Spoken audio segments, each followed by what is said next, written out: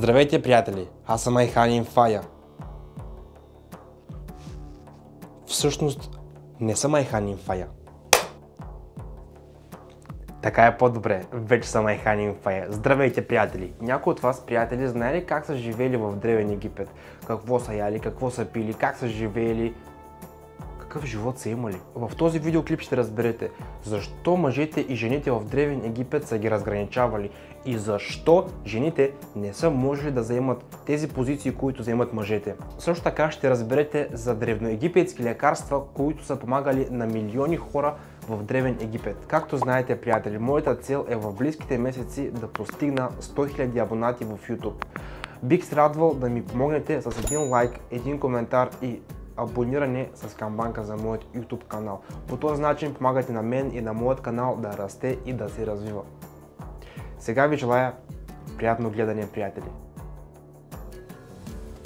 Гражданските права на горното и долното царство на Древен Египет са били обединени. По това време са започнали да се появяват първите закони на империята. Разбира се, фараонът продължавал да подкрепя върховната власт във всичко. Следователно, законите не са били прозрачни, но освен заемащите високи постове, останалите граждани са били равни помежду си. Мъжете и жените имали еднакви права и като правило нямало значение към коя социална класа принадлежат, но това не се е отнасяло за робите. Дори най-бедните граждани са имали право да питат великият си владетел за помощ. Това изобразява именно и една от древните картини – дигната дясна ръка на фараона за помощ. В Древен Египет не е имало принудителни бракове и жените са имали пълното право да решават за кого да се омъжат. Жените са имали пълното право да притежават имоти, да подписват договори, да наследяват имущество и да участват в съдебни производства, наравно с мъжете. Правата на жените са рядкост в цивилизациите от това време и остават такива в много модерни страни до днес. В Древен Египет жените също са можели да получават платена работа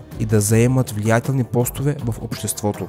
Дори са заемали длъжността на фараон, но на жените не е било позволено да вземат активна роля в правителството, така че те са заемали второстепенни позиции в храмовете и вероятно не са били толкова образовани, колкото техните колеги мъже. Като правило на хората е било разрешено да живеят както си искат и с когото си искат. Тези идеи са се превърнали в закони, за които също няма записи, предполагащи забраната за определени отношения. Полигамията е била забранена, но въпреки това младият владетел Тутанкамон е успял да се ожени за своята доведена сестра. Всички знаем, че телата на важните членове от египетското общество са били мумифицирани, но вероятно не сте знали колко ужасен е бил този процес. Благодарение на изследването на различни останки от Древен Египет, учените са заявили, че знаят как точно са подготвили телата за отвъдният живот и това определено не е била работа за мързеливите. След смъртта са изчаквали още 4 дни в очакване на по-нататъчна съдба. Нямало и биологични причини за това. Страхували са се само от недобросъвестни работници, които са можели да откраднат труповете, особено ако са външно привлекателни. Следователно, според традицията, трябвало е да мине определен период от време. Преди началото на мумификацията, всички дрехи са били свалени и тялото се е поставило на огромна маса, която от страната на главата е била по-висока и по-ниска от страната на краката.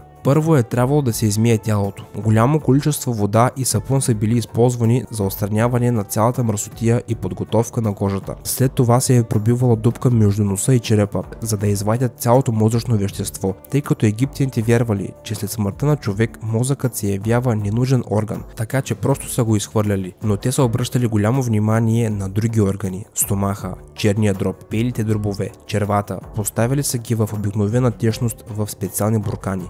Ногтите на ръцете и краката не са ги пипали, за да се предотврати отделянето им от тялото, защото египтяните са вярвали, че ногтите могат да продължат да растат след смъртта. Тялото е било покрито с разтвор от сода за хляб, натриев хлорид и натриев сулфат. В това състояние тялото се е оставило в продължение на 40 дни, така че цялата влага от тялото да се отстрани напълно, след което тялото отново се е измивало. Покривали са го със слой от олио, за да запази формата си. След всичко това е било възможно важно да се започне с увиването на тялото с бинт. Самият процес на мумификация е отнемало много дни. За него са били използвани различни материали, включително чаршафи за предаване на реалистична форма, амулети и най-различни дрънкулки. Също са били поставени под слоят тлат за защита на душата по време на прехода му към отвъдният живот. Веднага, щом всичко е било завършено, мумията се е поставила в ковчег и след това бива погребвана. Мумификацията е била и остава един от най-подробните и сложни погребални ритуали в древноегипетската култура, който е бил толкова успешен, че дори след хиляди години повечето от намерените мумии в Египет все още са разпознаваеми.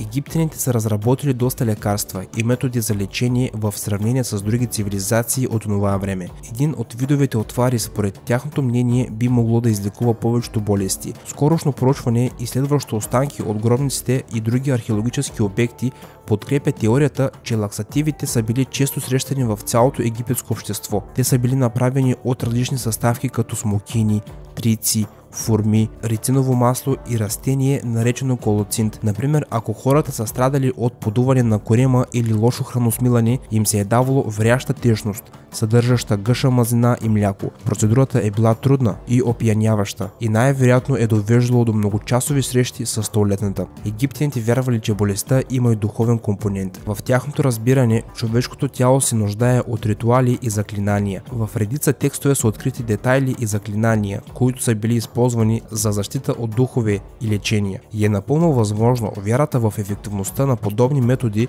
да е помогнала за по-бързото оздравяване. Благодарение на разнообразието от растения, използвани от египтяните, много от техните лечения са били използвани векове наред, а някои дори са станали модерни. Според някои анализи, до 20 век лекарите продължавали да преписват до 50% от египетските лекарствени средства. Например, акация, която се е използвала за лечение на инфекции, свързани с очите и гърлото. Целина, която се е яла за облегчаване на болката от артрит. Този метод се използва и до днес. Древните египтяни дори са имали обща представа за това как психологическите проблеми засягат физическото здраве. Стресът е бил лекуван в специални санаториуми, които не са били толкова лоши, колкото може би си мислите. Пациентите са посещавали сънна терапия и са се къпали в общ басейн, който е бил с лечебни води. Всъщност болните египтяни са имали големи шансове да отидат на курорт, за да се почувстват по-добре. Няма как да не се зачудим и да не си зададем един въпрос. Ако днес такъв подход беше широко разпространен, може би животът не би могъл да бъде по-спокоен и по-щастлив. Древните египтяни, както и във всички общества от това време, са имали строги правила, на които всички граждани са се подчинявали. Самите фараони са пишали законите и са били отговорни за решаването как да накажат хората, които са нарушили тези закони. За наказанията са били отговорни съветниците на фараона и оракулите. Наказанията са били разделени на фатални и нефатални. Изненадващо е, че има много малко доказателства, че в Древен Египет са съществували затвори. Ако човек е извършил престъпление, той е можел да бъде наказан. За да продължат своят живот, египтяните не са обичали да губят време и ресурси за затваряне на престъпниците, с изключение на длъжници и дезертьори. Но това също е било начин да се предотврати бягство или изплащане на дълг. Наказанието за незаконна търговия или укриване на данъци е била получаване на 100 удара или 5 кървящи порязвания и се е стигало чак до изгонване от Египет. А наказанието за тези, които крадат постоянно, е включвало обезобразяване, включително отрязване на уши, нос или робство. Смъртното наказание е било рядкост, но изключително жестоко. Кражбите на гробища са били голямо престъпление в Древен Египет, както и предателство или заговор срещу фараона. Типичните методи за смъртно наказание са включвали бавно пробиване на тялото, удавяне и болезнено обезглавяване в различни случаи. Виновникът е можел да бъде изгорен жив, което не е било само болезнено, но и вземало тялото на човек, което означава, че тялото му не е можело да се мумифицира и да влезе в отвъдният живот. Животните са играли важна роля в живота на древните египтяни, до толкова, че са били мумифицирани и погребвани точно като хората в Древен Египет. Отглеждали са се различни видове животни. Египтолозите открили безброй специализирани гробища за животни в цял Египет. Открити са животни, които са били погребани по време на династията и до падането на империята. Неотдавнашното откритие направено на брега на Червено море в южната част на Египет, наречено Беренис, включва погребения още от между 75-150 година преди новата ера. В тези погребения са намерени почти 100 скелети на животни. Повечето от останките са принадлежали на котките, но до тях е имало няколко кучета и маймуни. Някои животни дори са били погребвани с артефакти, предназначени да запазят душите им в отвъдното. Например, били са открити 2 котки с маниста и черупки от щраусово яйце с железни нашейници. Такава грижа за животинските трупове и липса на знаци предполага, че тези котки са били домашни любимци. Но едно от най-удивителните открития се е случило в началото на 2010 година в древният град Сакара, наричан още градът на мъртвите. Учените са се натъкнали на нещо удивително. Една от катакомбите е била пълна с повече от 8 милиона мумифицирани кученца. Според експерти, тези кученца са били мумифицирани и поклонници на посветеният бог Анубис. Наблизо са открили останки от лисици, чакали, котки, соколи и дори мангусти. Изглежда, че египтяните са смятали тези животни за свои, но най-важното тук е, че всички тези животни са били приготвени според всички традиции за отвъдният живот и са били жертви в чест на древният бог. В други области са открити погребения на хора заедно с техните домашни любимци. Ако погледнем всичко това с нашите очи, тогава това вероятно е било едно от най-мрачните аспекти на египетското общество, но самите египтяни са виждали в това начин да са по-близко до висшето и са изразявали любовта си към своите животни. Ако смятате, че този видеоклип ви е бил наистина полезен, интересен и стойностен, то моля ви от сърце и душа, не забравяйте един лайк, един коментар и задължително абониране. Дали ще е с камбанка, дали ще е без, това е ваш избор. Искам да споделя с вас, че това е моят плейлист с всички качени до сега видеоклипове от мен в YouTube, а това е моят последно качен видеоклип в YouTube. Много интересен, цъкайте, гледайте и се наслаждавайте на живота, приятели. Очаквайте съвсем скоро много нови интересни видеоклипове. Чао, приятели! И до скоро!